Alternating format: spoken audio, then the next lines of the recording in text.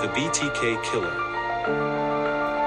Dennis Rader, known as the BTK Killer, terrorized Wichita, Kansas, for decades. He sent taunting letters to the police and media, which added to the suspense.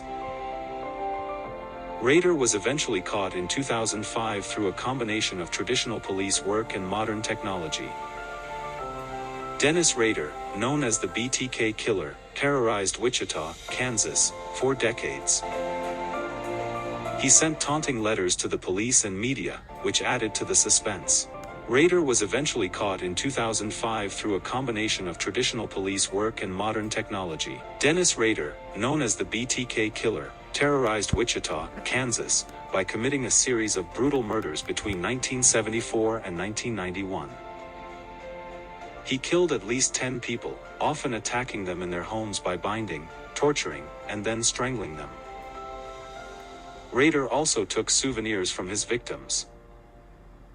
Despite his horrific crimes, he led a seemingly normal life. He worked in various jobs including security, was active in his church, and even served as a Boy Scout leader.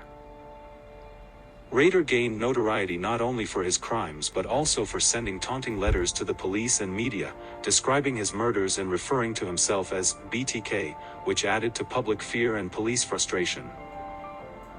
His killing spree abruptly stopped in 1979, leaving the case cold for many years.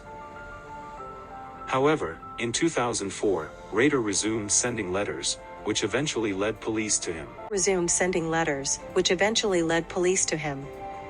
His capture in 2005 was due to a combination of traditional investigative work and modern technology. Notably, a floppy disk he sent to the police was traced back to his church computer, which helped identify him. Rader was arrested, confessed to the crimes, and was sentenced to 10 consecutive life sentences without parole. He remains incarcerated. This case is notable for the interplay of Rader's double life, the psychological profile of a serial killer craving control and recognition, and the evolution of forensic and digital technology aiding in solving cold cases. Investigators decided to resubmit and reinvigorate the BTK case in 2004 when the killer resurfaced by sending a letter to the local media, taunting the police again after years of silence. This re-engagement by BTK in March 2004, coinciding roughly with the 30th anniversary of the first murders, sparked renewed interest and activity in the investigation.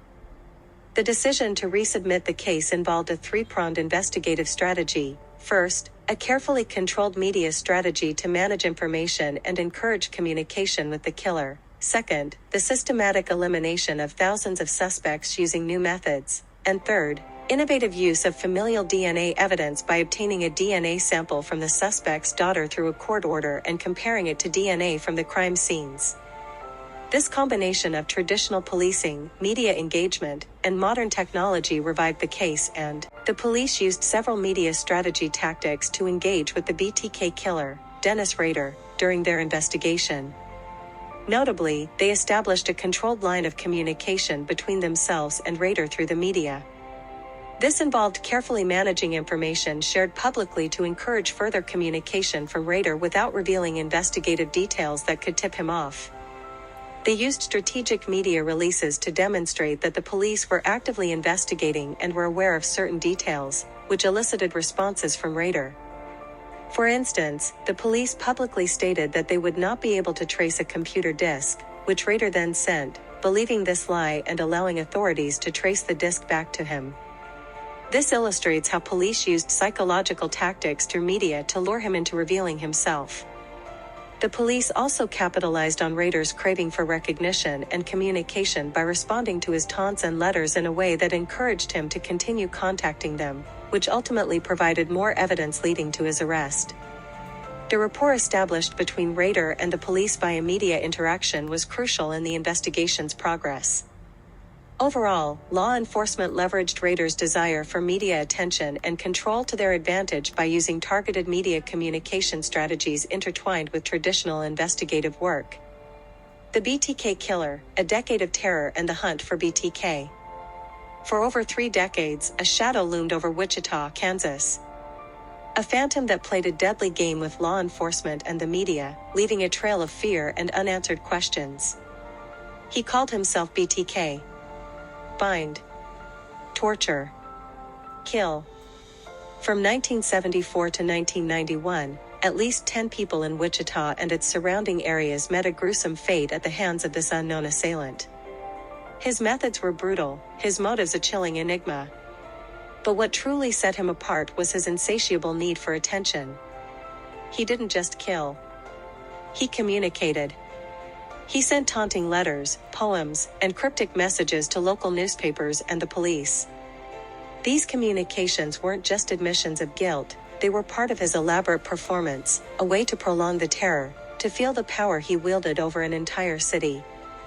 The hunt for BTK was a frustrating, agonizing ordeal for Wichita residents and the police.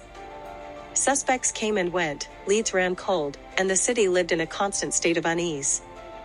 Children were warned to stay indoors. Doors were locked tighter than ever. The fear was palpable. For years, investigators worked tirelessly, piecing together fragmented clues.